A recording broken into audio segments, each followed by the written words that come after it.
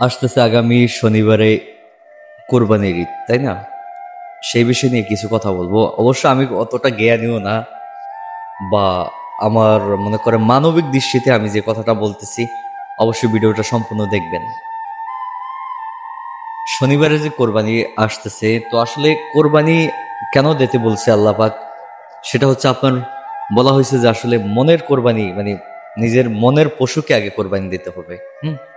মনে করেন আপনি যে গরু কিনলেন লক্ষ লক্ষ টাকা দিয়া, সেই লক্ষ লক্ষ টাকার গরু দিয়া মনে করেন কোরবানি করলেন, কিন্তু আগে নিজের মনের ভিতর যে পশুত্ব আছে সেইটা কোরবানি করতে হবে। আমাদের সমাজে কিন্তু এরকম হয়ে গেছে যে এখন মনে করেন মাংস খাওয়ার জন্য অনেকে কোরবানি করায়, মানে গোস্ত কোন সময় খাইবো এই চিন্তাই সবসময় থাকে, ঠিক না? এই কারণে কিন্তু কোরবানি দেয় অনেকে, ফ্রিজ ভরে রাখে মাংস, ফ্রিজ ভরে, তারপরে অথচ দেখেন আপনার তার দুয়ারে অনেক গরিব মিসকিন অনেক মানুষ আসে, আমার নিজের চোখে দেখা, তাদেরকে তাড়িয়ে দেওয়া হয়, তাদেরকে এক টুকরা গোস্ত দেওয়া হয় না।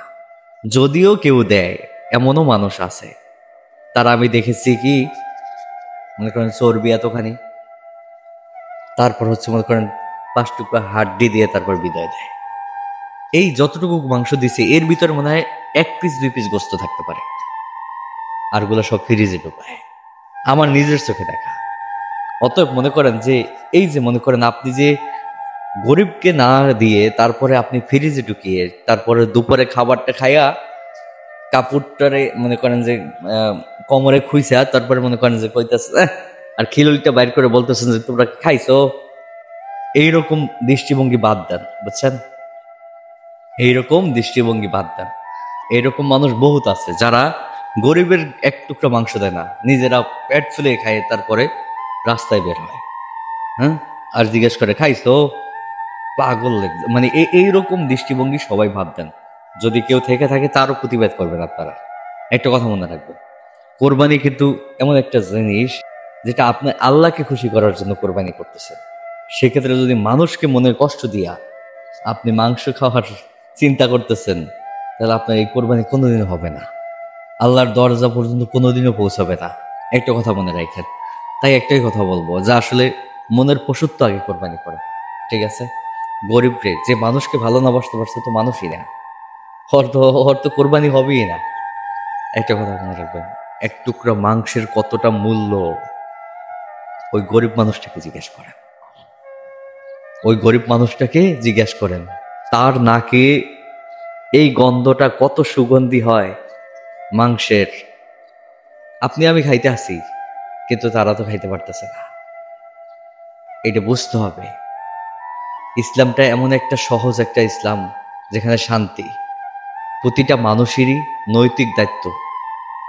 যেখানে আমার নবী সাল্লাল্লাহু আলাইহি ওয়াসাল্লাম বলছে যে তুমি যদি ভালো কিছু রান্না করো, ঝোল ভারিয়ে দাও যাতে তোমার পাশের রুমে তুমি দিতে পারো। আর সেখানে আপনি বছরে একটা দিন কোরবানি করতেছেন, কিন্তু মানুষের গোস্ত দিতেছেন না, গরিব আপনার দরজার সামনে, আপনি তাদেরকে তাড়িয়ে দিচ্ছেন। আবার ওই যে মনে করেন দরজা আটকানো থাকে, নিচ থেকে 2 টুকরা হাড্ডি দিয়ে বিদায় দিচ্ছেন। এগুলো বাদ দেন, বুঝছেন? কোরবানি যদি দেন সঠিকভাবে দেন, দেখবেন সুন্দর হবে। আমি মনে করি আল্লাহও খুশি, মানুষও খুশি থাকবে, আল্লাহও খুশি থাকবে।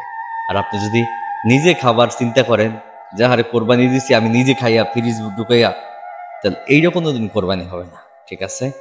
অতএব মনে করেন মানুষকে আগে ভালোবাসেন, এই ভুল কাজগুলো কখনোই করবেন না, ঠিক আছে? প্রতিটা মানুষের দায়িত্ব যে এই দিনটায় প্রতিটা ঘরে ঘরে আমরা আনন্দের বন্যা বয়ে দিই।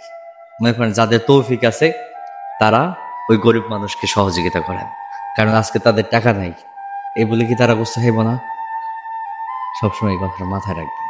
আমি নিজের চোখে কিন্তু অনেকবার দেখেছি যে এরকম মাংস চাইতে গেছে, অথচ 1 টুকরা মাংস দেয় না, 2টা হাড্ডি দিয়ে বিদায় দিয়ে দেয়। আবার অনেক সময় ঝাড়ি মারে, গালি দেয়।